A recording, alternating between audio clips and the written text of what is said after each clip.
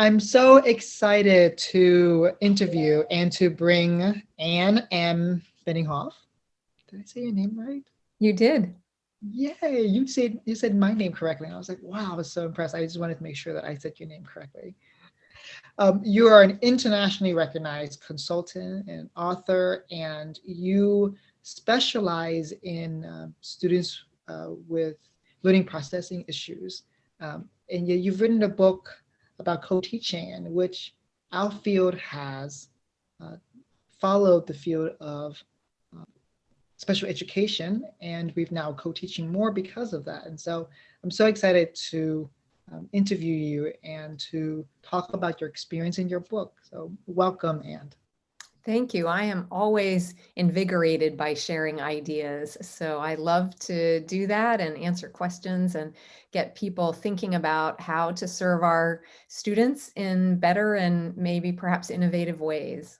yes. Would you give me more of your context, or the listeners more of your context, the background? Sure, sure. Well, my background is as a special education teacher, and I actually started teaching in a special ed school, all students with disabilities. And I wanted to work with kids with very complex needs, really significant disabilities. And that's where in, 40 years ago, that's where those kids were. They were isolated. And I saw such negative things happening in a building that was so isolated, that didn't have a lot of community members coming in and out of it, didn't really have a lot of oversight. The kids were kind of just shut away. And I was so discouraged by that. I thought at the time, oh, it's just the nature of this school. And I actually jumped to a job at another special ed school, and it was the same thing. And I began to realize this has problems when we isolate kids like this. We've got to be more inclusive. And so I started doing inclusive practices back when it was just kind of cutting edge, new topics, new ideas for people to see our students with more complex needs out in the community and in public schools and in public classrooms, general ed classrooms. And so right from very early on in my career, I've been very much an advocate for inclusive practices, but for doing it well. Then along the lines, as a special ed teacher, I decided to write a book called Ideas for Inclusion. I had a dream one night that this is what teachers needed, was just an idea book that was very simple ideas. And that was, again, very early on in the inclusive practices kind of field. And so it caught on, and people started asking me to do presentations for them on the topic. And eventually, I realized that the co-teaching and being really structured about that was so critical. And so eventually wrote some books on co-teaching and lots of ideas. And, it just kind of morphed where I started doing consulting. But the whole time I have continued to teach part-time because I want to work with kids. Most of us go into the field wanting to work with children. And I didn't want to lose the perspective of what works, what's simple, what's practical, by being too disconnected from the classroom level. And so wherever I've lived, I've always approached the local schools and asked to find some way to teach part-time. And so I've done that while continuing to work with school districts all over the country and all over the world on how to improve their practices for serving students who struggle for whatever reason. So while mostly I started in special education, and that's where most of my training and experience is, we started to realize that students who were learning English as a second or third language, students who were perhaps struggling for other reasons, they didn't have an identified label, but they were struggling, and students who perhaps have been labeled as gifted and are ready for more rigorous curriculum. All of these different students benefit from co-teaching practices. So I just kind of broadened that topic across the years. I love that. You're a consultant, and yet you are still teaching kids. What's your part-time teaching load now? Well, so it's pretty unique, obviously, because of the work that I do all around the world and the country and all the travel that I have to do. And so usually what I'm doing is I'm co-teaching 2 days in a week And then the next week I'll travel, and then I'll be back and I'll co-teach 2 or 3 days in that week, and then I'll be back. So usually about 5 days a month. And so it's a very light load. It's not a typical load, but I work with teachers who want to learn how to co-teach more effectively, who want to improve their practices of designing instruction in ways that makes it accessible to all learners.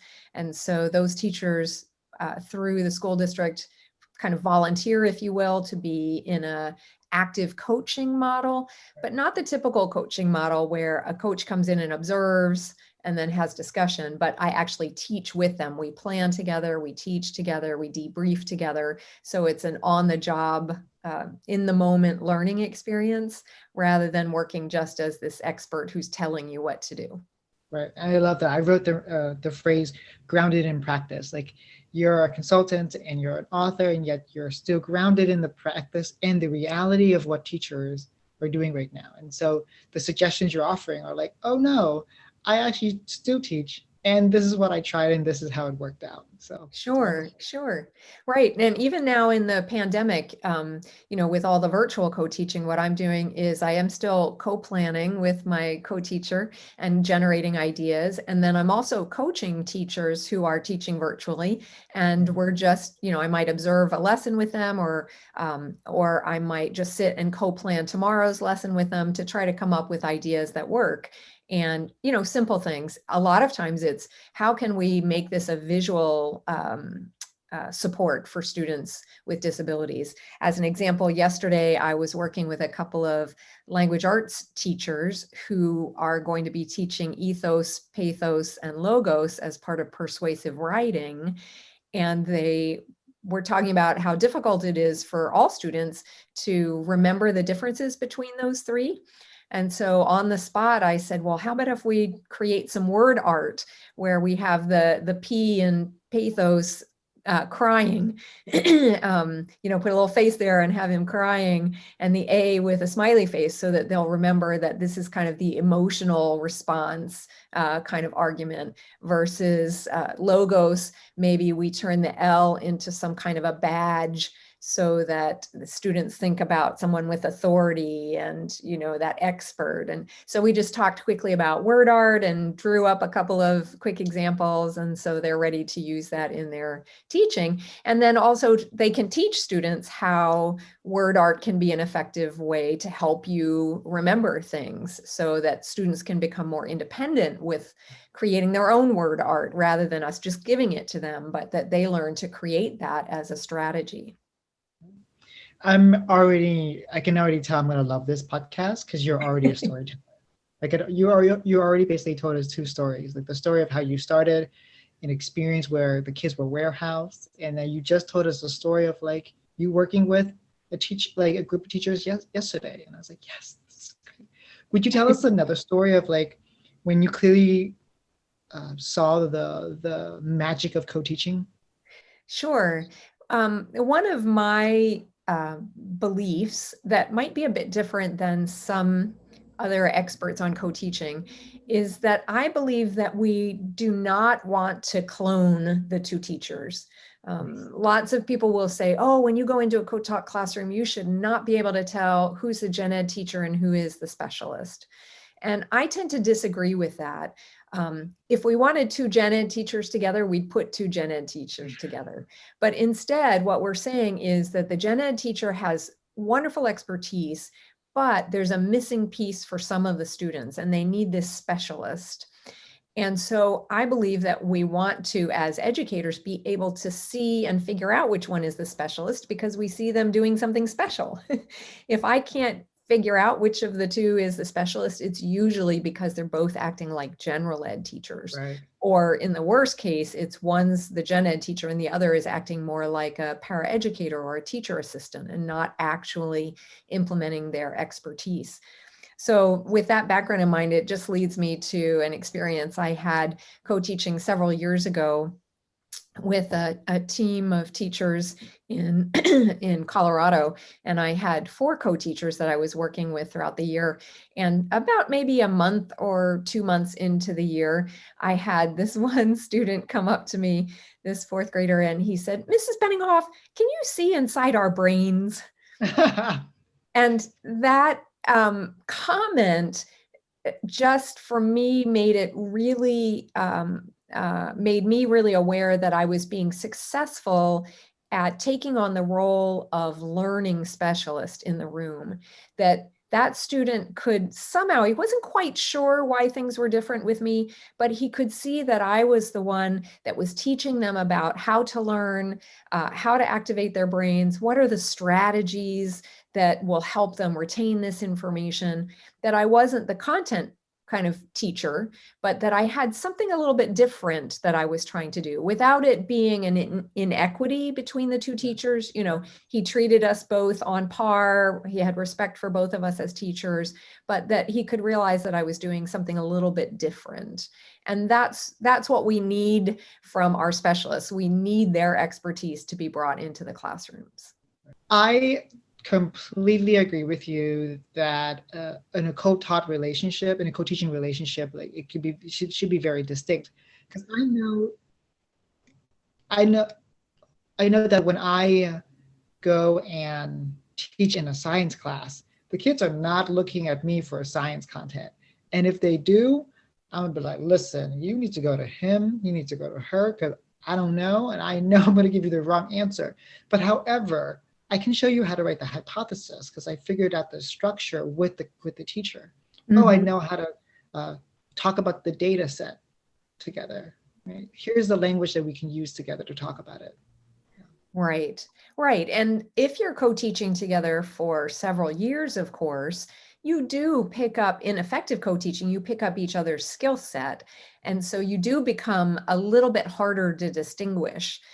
But I do still think that there's an efficiency to one person focusing on this, you know, the content, the other one focusing on the learning strategies or whatever that piece is that they bring to the table. There's some efficiency there rather than both people trying to do it all.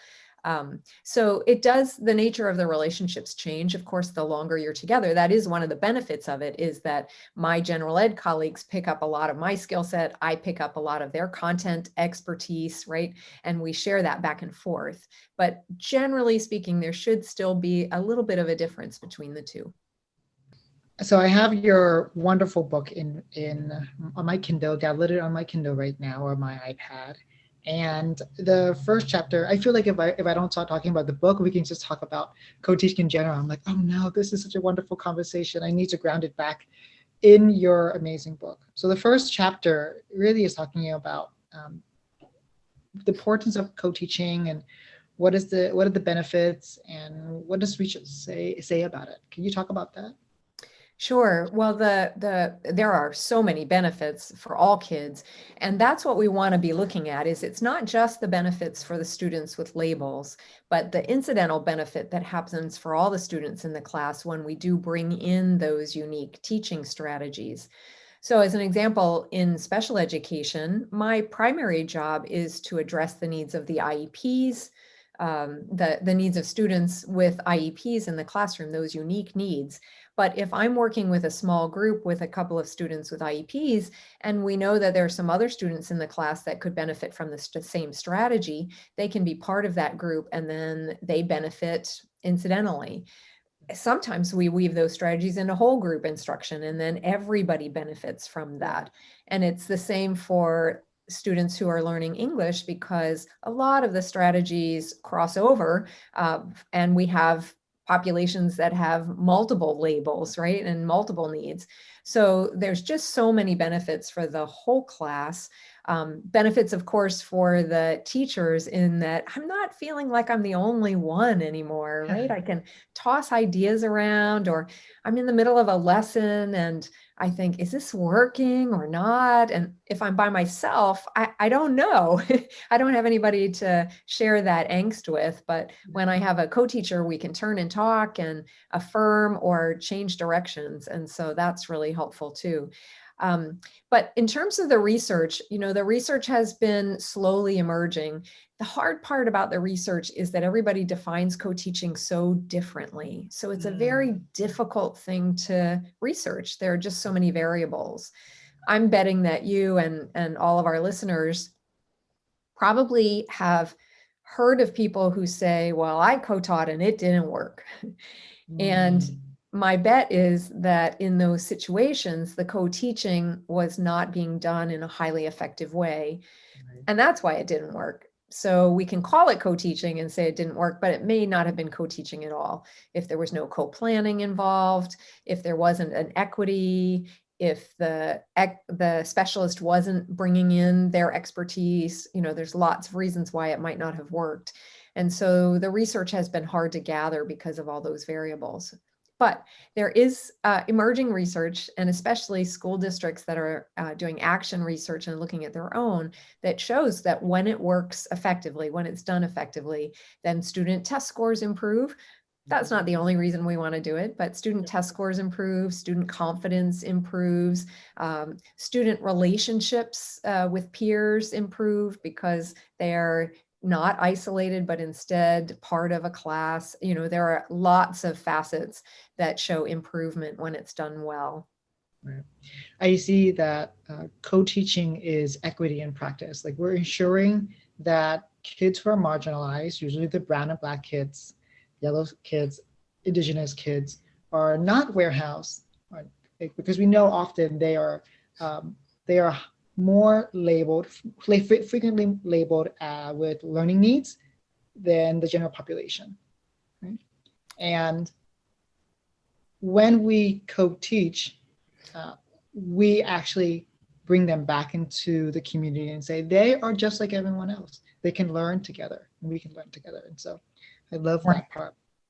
I totally agree. It's a social justice, civil rights issue.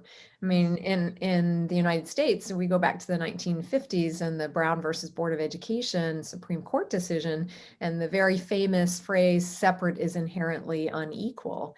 And, it was being applied at that time in the United States, in my country, to students who were racially diverse, right? African-American students.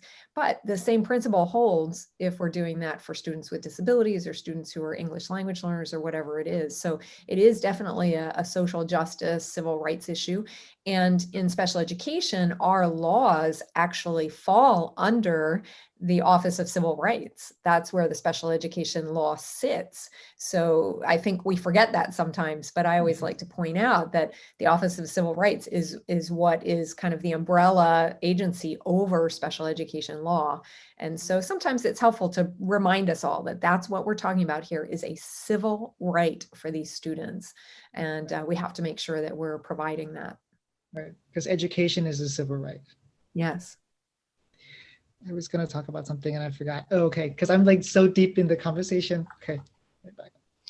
You talked about sometimes teachers will say, "Oh, I tried co-teaching, it didn't work," or when I share co-teaching strategies, teachers will often say, "Yeah, that sounds nice, but it's really hard because of the relationship." Some teachers often say, "I want to co-teach, but my co-teacher who I'm assigned with doesn't really allow that to happen," or it's just the circumstances doesn't create the dynamics for that. How can we do that?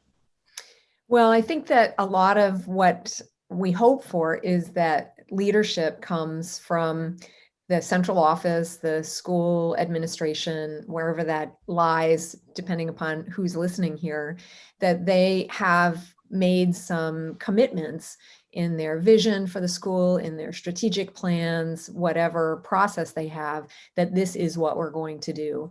And when we have that leadership from the top, then other things kind of fall into place.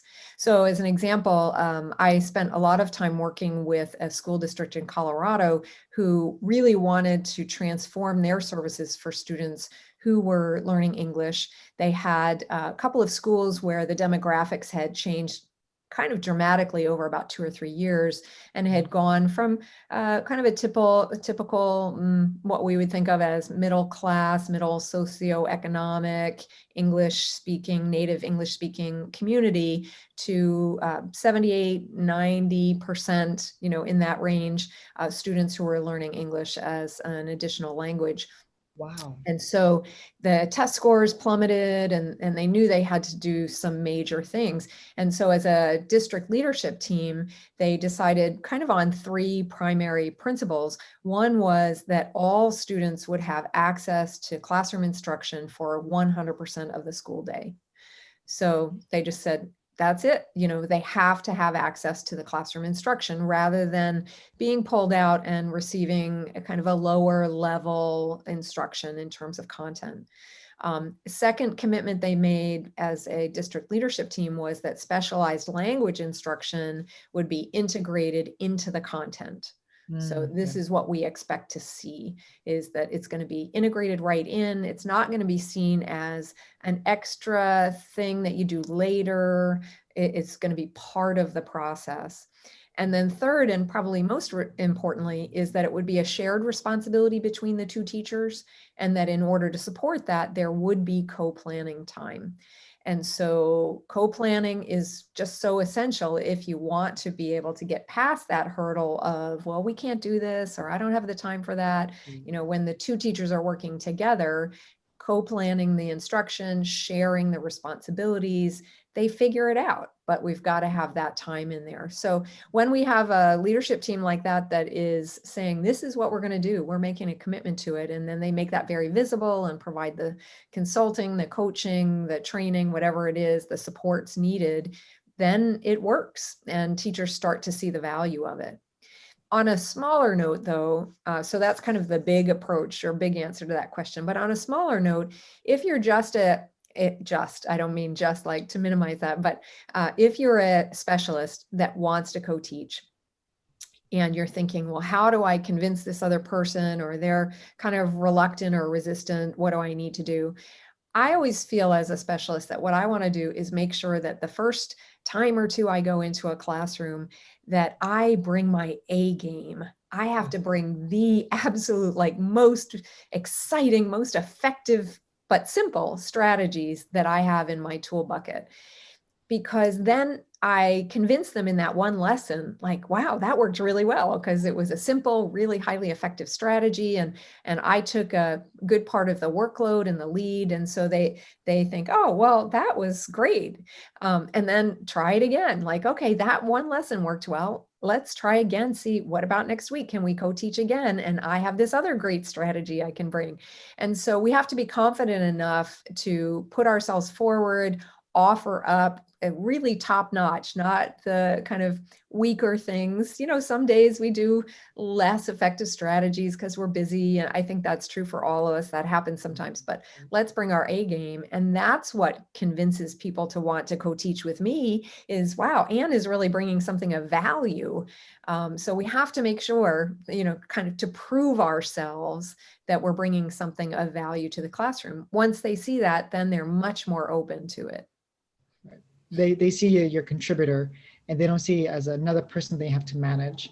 Yes. Look Yeah. forward to collaborating with you because it makes their workload more manageable. It makes their teaching more effective. Yes. Yes. And they see that students are more highly engaged in the learning process because there are two voices in the classroom, two different styles, two personalities, right? The creativity tends to be there when we put two heads together, and all of that boosts student engagement, which leads to better learning. So yeah, all of that comes about, but we have to be ready to prove that right away.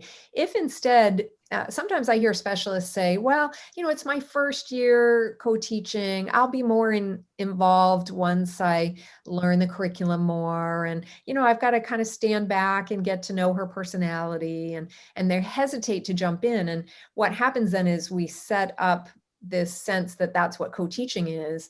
And then it's hard to climb out of that rut. We get into, being the person that's maybe circulating the room, or occasionally clarifying or handing out papers. And it's hard to break away from that when we start that way.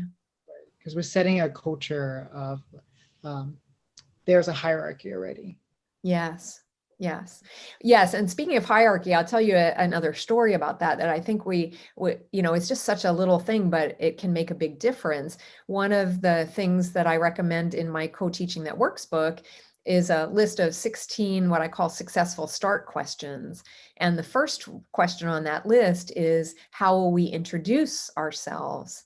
Yes. And I learned the importance of this the hard way, because several years back, I co-taught with a science teacher, and Mr. Johnson and he and I had planned over the summer together. We had a good rapport. We were excited about co-teaching together. We had planned the very first day's lesson, and we had decided that he would kick it off and introduce himself, and then I would jump right in. So the bell rang, students, took their seats. We had been greeting kids as they came in, and they all settled in. And he said this, he said, all right, everyone, my name is Mr. Johnson. I am your science teacher, and this is Mrs. Beninghof. She's here to help. Ooh. Ooh. And, just like that, he had So, set up a hierarchy. The good news is he hadn't intended that. He just kind of on the spot realized that he shouldn't introduce me as a special education teacher. And so he didn't know how to introduce me, because he didn't want to say, and Mrs. Beninghof is a science teacher, because I'm not. So he kind of just struggled for a moment and didn't know what to say.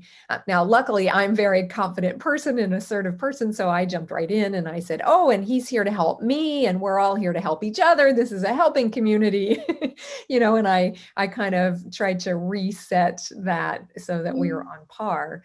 But it taught me the importance of talking about, well, how do you introduce yourselves? And in the EL world, it may not be as big an issue, but it definitely is in the special education world, because we don't want to say, oh, Mrs. Beninghof, she is a special education teacher, and she's here because, John and Jason and Brianna all have disabilities, right? We don't want to point that out. And so I personally love to introduce myself as a learning specialist, or an instructional strategies specialist, or something along those lines, which is a little more inclusive of all students and doesn't set up stigma. right, because everyone needs it. Right. Because I often will present myself and I'll say like, my name is Ms. Han, and I am here to merge language and science together.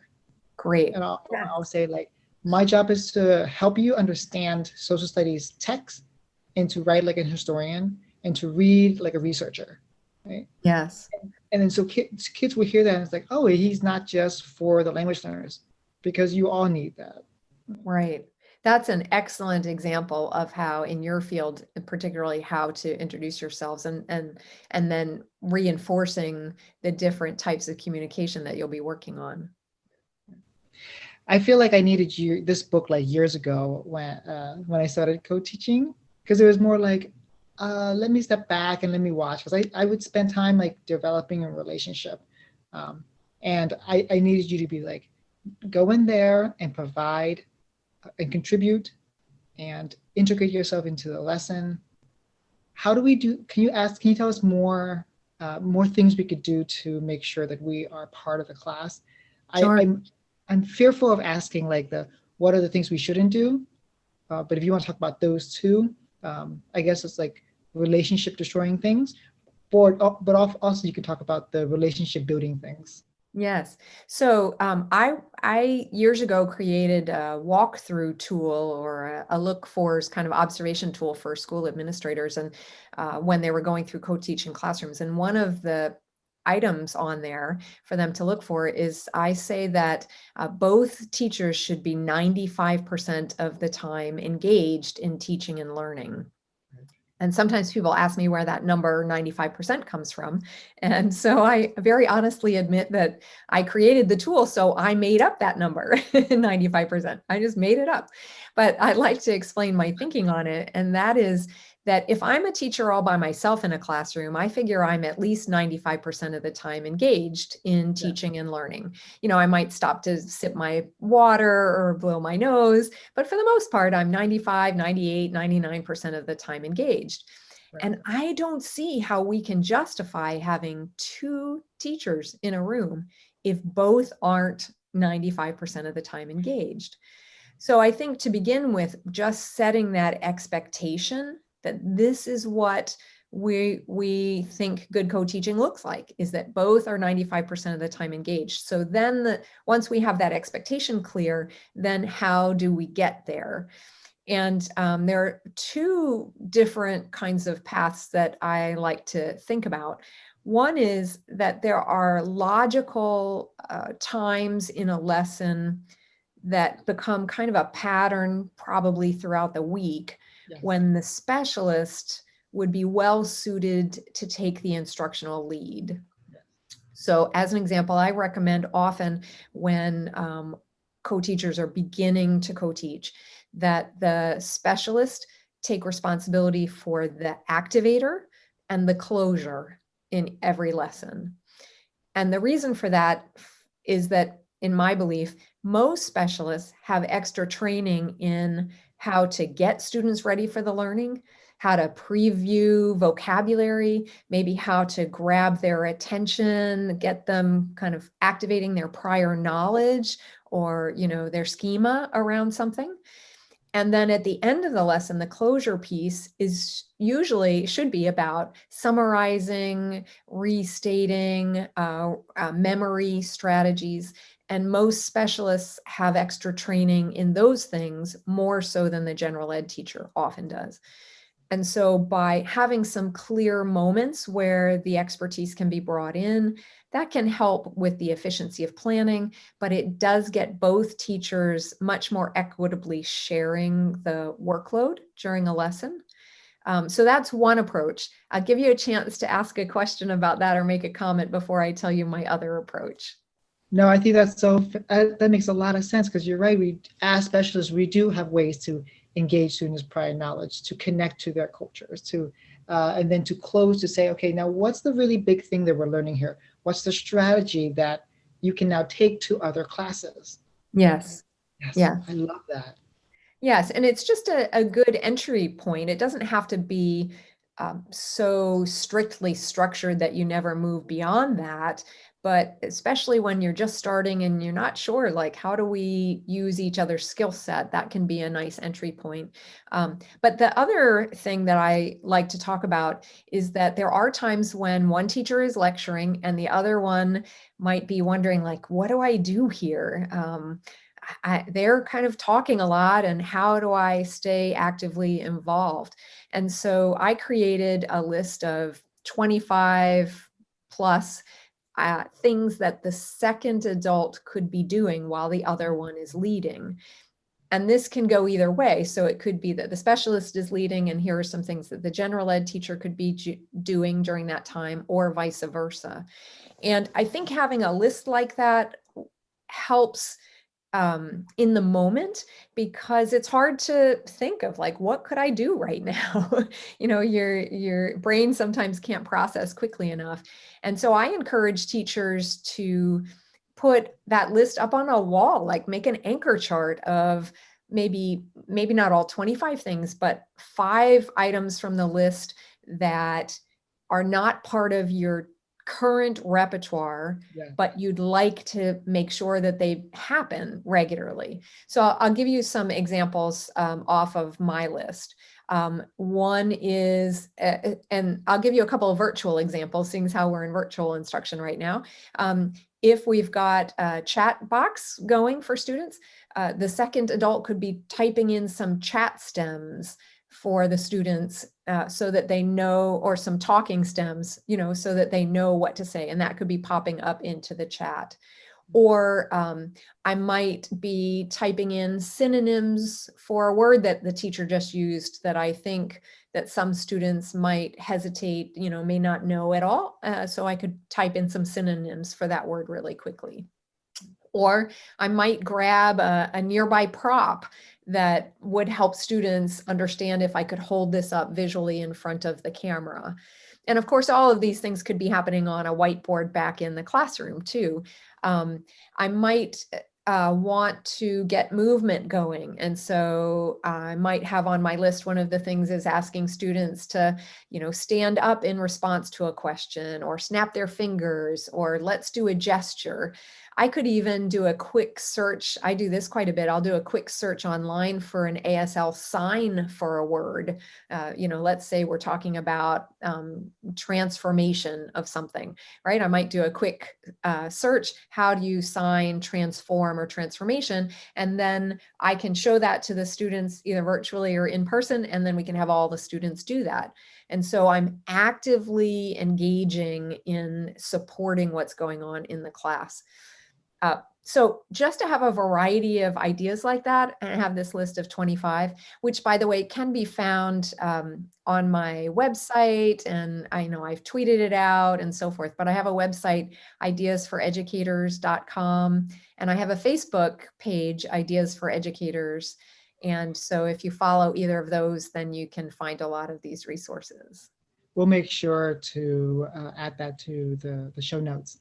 And I want to add a few things that I do with my own, like I'm thinking about like, 95% engagement. Like, what do you do, Tan? And I'm like, oh yeah, when my co-teacher is teaching, so she's teaching at the board and I'm running through the slides for her. So she's not having to run back to the laptop. I'm like, click next. And when a kid is saying something or she's saying something that the kids don't understand, I pop up Google and I go into the image part and I show kids, oh, this is the image that we're talking about. Right? Sure. Or I can simply be going into the board and writing down the sentence stems that she's saying, right? And so it's not intrusive, it's contributing. And I think there are three things that I do that I got from Jeff Zviers. And he said you can either build on, right? You can clarify, or you can support what the teacher is saying. And so those are the three things that I'm consistently trying to do when I am co-teaching, instead of just sitting in the background and just waiting for my chance to work with language learners. Right. We definitely don't want that. And it's true with paraeducators as well. Lots of classrooms do have, not all have, but lots do have paraeducators or teaching assistants in the classrooms. And it's the same for them. A lot of these things that we're talking about, they could be jumping in. They hesitate often because they're afraid that it's not their role or that they don't have permission. I have teachers and paraeducators say, oh, I don't want to interrupt. And I always encourage them, we need to reframe this. It's not interrupting, it's enhancing instruction. Building on. When we reframe that, then it's not I'm not being rude. I'm seeing a moment here where I believe I can enhance instruction. And if you have a good, respectful relationship with your partner and you're talking and communicating, you can go over this list of 25 things and say, hey, do you mind if I do this or if I do that? Are you comfortable with these ideas? And you get that permission or that shared expectation that we're both going to be doing these things. And then you are enhancing instruction. You're no longer interrupting. What I like to do is when I try something new, I'll try one part of it. And at the end of the lesson, I'll go to the teacher and say, hey, I did this. How did you feel about that? Before I went like full blown on adding more strategies and more structures, because the teachers have a flow to their lesson.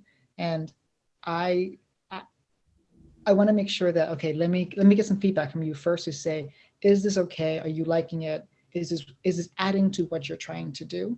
And then so that builds in that co-reflecting within that Absolutely. Absolutely. That's excellent.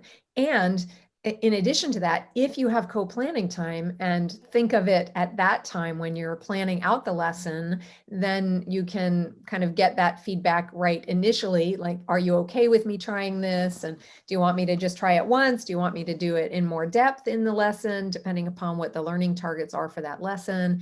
And then you co-plan and you kind of get that permission. Not that we should need permission, right? Because when we say, oh, we need permission from each other, it's almost as if we set up that hierarchy. Exactly. But that agreement is maybe a better word, and so you get that agreement that, yeah, let's try this on a given day.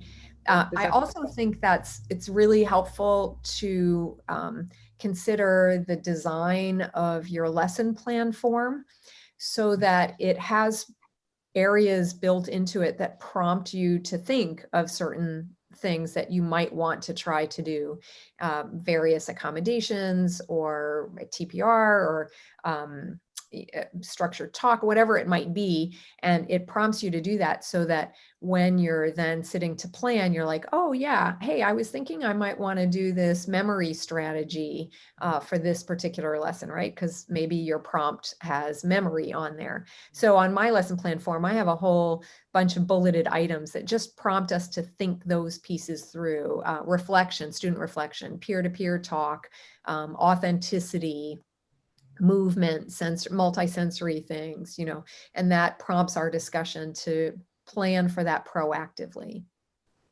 And you've now talked about co-teaching indirectly 4 or 5 times, and I love that because that's the power of, I know that we're in our field, we always talk about co-teaching, but really Andrea Hawkinsfield said, and Maria Dove said that you can co-plan without co-teaching, but you cannot co-teach without co-planning. And when I realized that, like my teaching changed completely, where I focused my efforts more on co-planning because it maximizes my time with the teacher. Because when I started co-teaching, it was, I met with them once every 8-day cycle. And we had to make sure that one day or that one planning period was effective for into the next planning cycle. And I think like co-planning is that antidote to that teacher feeling like, oh, they're interrupting, but they're not if they've already co-planned what they're going to do in the next few lessons. So there's no need to feel like you're interrupting because you've already planned in those engagements.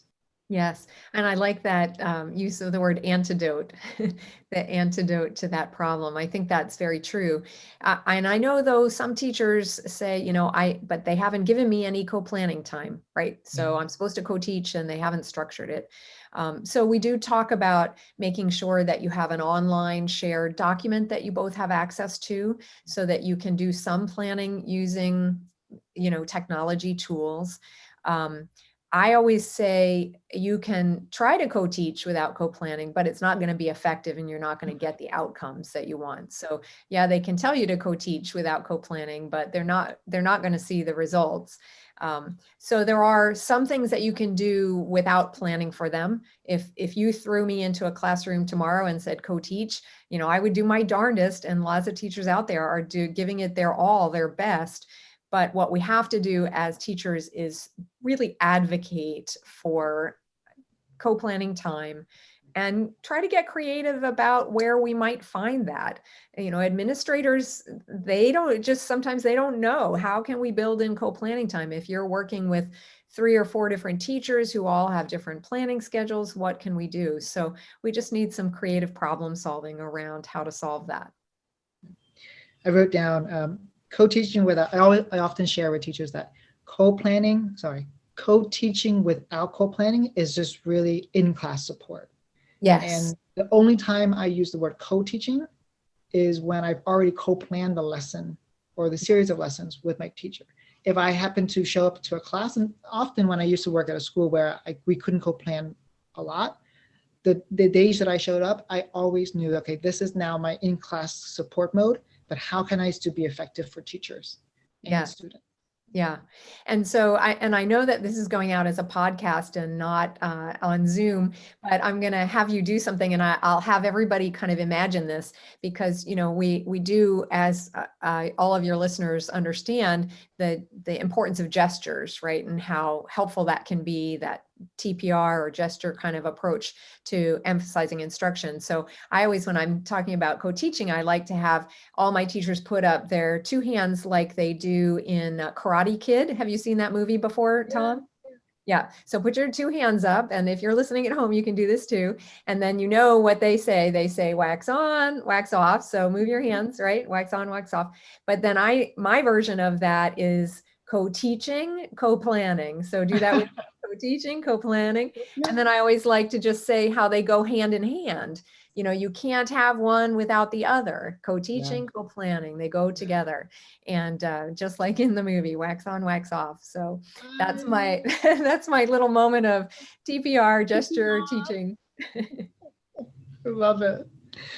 Oh my goodness. It's already we have like 9 minutes left into the podcast, but I feel like I could like, this could be like, this is just part one of like part four that I can talk to you about.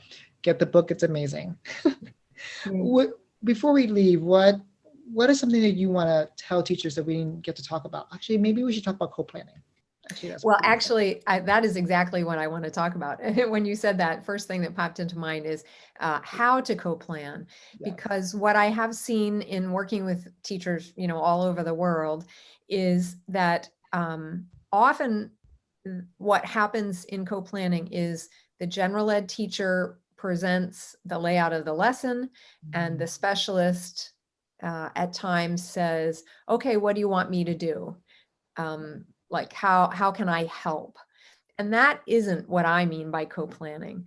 I do think instead that in a shared document, it's helpful for the general ed teacher prior to our meeting to input the learning target for that day. What exactly do we need students to know or be able to do by the end of this lesson? And then maybe input, I'm thinking about using text pages, 72 to 79, or here's an activity I've done before, or this is something that our curriculum requires us to do as a project here, whatever it might be, kind of just the basics. Right. And then as a specialist before the meeting, I believe it's my responsibility to preview the material so that when I come to sit down, I have already looked at it, at least scanned it. I don't have to be an expert on it. And that I've started to think about ways that I can provide specially designed instruction, or in your field, I believe a common term is SDI, specially designed academic instruction in English. So that I'm not just saying, hey, how can I help? But I'm saying, okay, based on what I know about our students, here are 2 or 3 ways to adapt or transform this lesson. And let's figure out how to weave that into the instruction together. And so we're then being very purposeful in planning a lesson that is different, that it has that specialized piece built into it, not as a kind of a second thought or how can I help, but that I'm actually instructing students. And so that's the kind of conversation we want to see happening in a planning meeting. I actually have a new book that will be out maybe about the time that this podcast makes it on air. And it's called Specially Designed Instruction. And while it is focused on a process for how do we design instruction for students with disabilities, the approach has lots and lots of application to any students that are struggling. But I have 7 steps that we go through when we plan together, my co-teacher and I. And we start by just clarifying the learning target, to make sure that we both know exactly what we're trying to do. Second step is to talk about what's going to be difficult about it, where are the stumbling blocks. Third step, identifying those individual objectives, whether they're IEP goals or perhaps language objectives. And then the fourth step has been just a game changer for me. And that is to consider what the metacognitive process is that a successful learner uses, a Yeah. successful student or a successful adult. What is that metacognitive process that they're going through to understand this and to grasp it? And when we can really make that concrete and visible to students, Yes. that can be a wonderful way to transform what might not be so visible in the curriculum, the typical teaching approach. So that's step 4. And then step 5 is to make those adaptations for students, whatever that might be. Step 6 is to talk about executive function skills that might be necessary. Do we have students that are having trouble attending, organizing, prioritizing, persevering? What are those executive function skills that we might weave in? And then finally, how are we going to boost participation? Because you can have the best laid plans in the world, but if students aren't participating, then it's not going to be very effective. So my number one go-to for boosting participation is often small group instruction. but it can be, supports to structure student talk, cooperative learning, gamification, adding fun. There can be lots of ways to boost participation, but we want to make sure we talk about that. So when we go through those 7 steps, we do that pretty quickly. Usually we can plan a full lesson in about 10 to 12 minutes, so that in one 45-minute period, we might get a co-planning period, we might get through kind of planning, at least in general, planning 3 lessons out, and then we might have to come back as the week goes on and plan those last 4 or 5. Oh, wow. I was going to ask, what about teachers who run between schools and they only get to plan with their teacher once every 5 days or 6 days or 7 days? Yeah. So again, I would say try to do as much as possible with some kind of a social shared document, so that you're putting information in there. And we would try to kind of hard plan the first 3 lessons and maybe just soft plan the last 2. You don't want to plan those too far in advance, that 4th and 5th lesson, because things change as the week goes on, right? It never turns out exactly as we thought. So you don't want to hard plan those, but if you can at least get a general sense of where you're headed with that and a couple of ideas sketched out, that might just be partially planned. And then you do talk to each other throughout a lesson, and at the end of the lesson, if you have 2 or 3 minutes here or there, and then we have to use some of those things like texting and emailing and all of that to make up the difference. It's a challenge if you just have 45 minutes a week, but I have been able to do it myself. And we have to just be really efficient with our co-planning time, not wasting time talking, letting the conversation drift into all kinds of other things. So one other tip here is I always suggest that the co-teaching partners need to identify one of the 2 to be the timekeeper and kind of taskmaster, and say, okay, this is going to be your role. I won't be mad at you if you shut me off when I'm talking about my Christmas holiday, or, I won't be upset if you tell me, okay, we don't have time to look at your photos right now, because one person takes on that role for the sake of our students, right? We need to be efficient and task oriented in these planning times to plan instruction and not be talking about a lot of other things.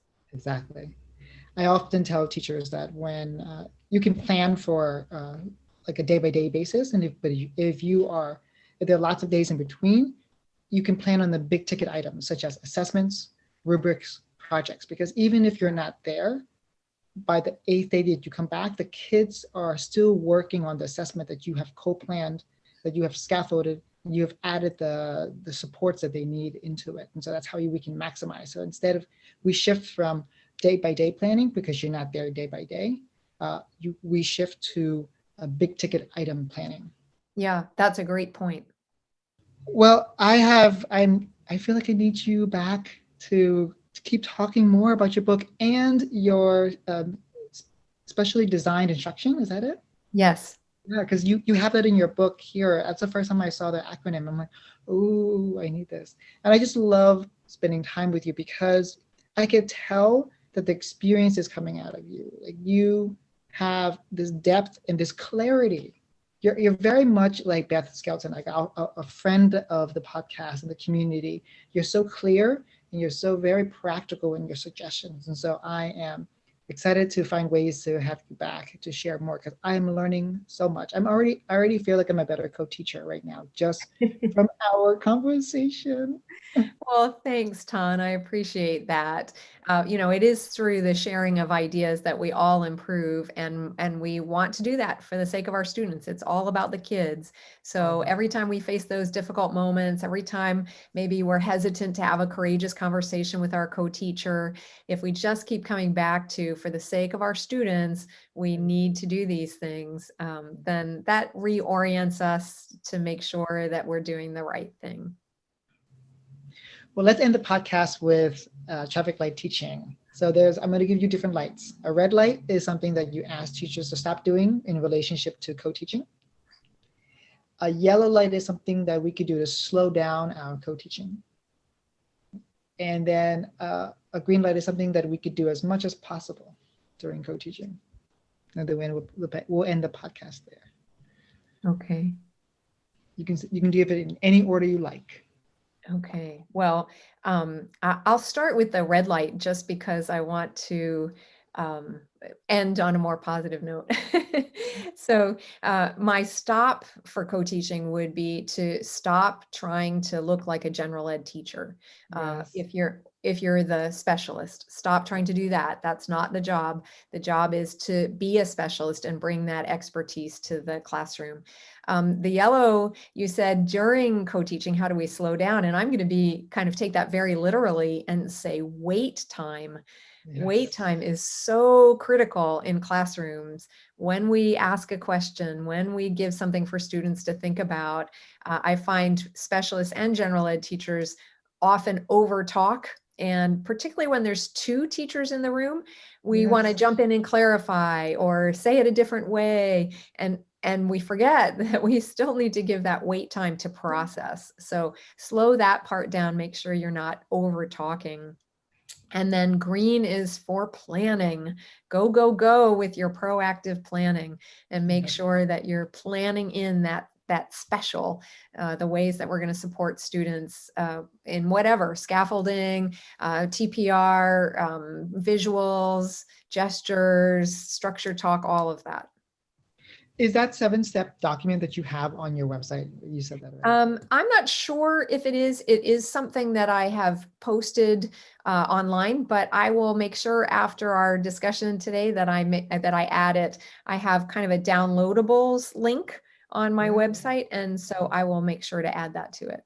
Well, my green light for listeners is to then please follow Anne on Twitter and read her book and go to her website, because I guarantee you, you're going to learn so much. If you enjoyed this podcast, you're going to love her resources and just taken by all that you're offering so far. Thanks so much for having me, Tan. I'd be happy to come back and talk with you again in the future. Mm.